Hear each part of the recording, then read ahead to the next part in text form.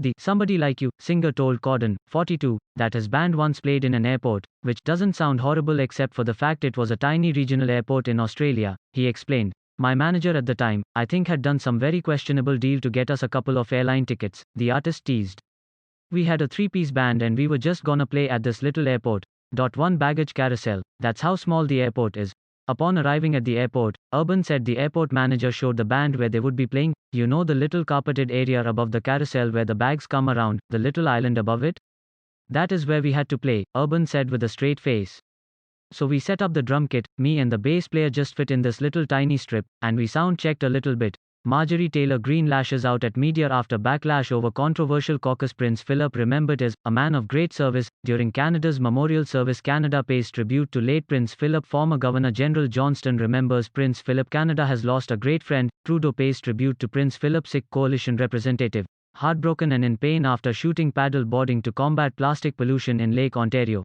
Local businesses pull out from Winnipeg market. Smerconish, my tweet on mass shootings must have hit a nerve. Smerconish, the problem with matching voter signatures. DIY outdoor safety tips with contractor Kate Campbell. Admiral McRaven on what makes a hero. Princess Diana's chief of staff on Prince Philip's funeral. Corporations weigh involvement in voting rights. Smerconish, read before signing Wine Village to open in BC's Okanagan Valley this summer. Urban then recalled asking when the band should start to play, to which the manager said, "Just start now."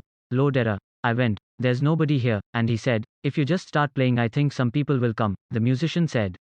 "So we start playing, a couple of people came over and they're checking out the music, and a few more people, and I'm like, it's actually not a bad gig."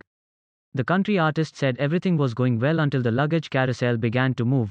"There's about like 15 people kind of getting into it. Next minute, honk, honk, all the bags start coming down and everyone got their luggage and just all left," he said. Last month, Urban opened up about another uncomfortable moment in his career.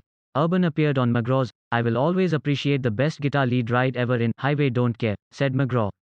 "You blew my mind and on that record. And so that will forever, and you almost killed me with it live on the ACM Awards. Well, I almost killed myself with it when we played the CMA Fest and I was halfway through the solo and went, oh, I probably should have practiced this before I got out here because I totally forgot it," Urban responded. "And I can see the train wreck look on my face and me trying to look like I ain't nothing but a thing. But inside I was like, what the hell is going on here? And then suddenly all those years of playing clubs comes in handy. And I remember the great phrase, 'There is no wrong notes, just the look on your face,'" he added. "No wrong notes, just the look on your face," McGraw echoed.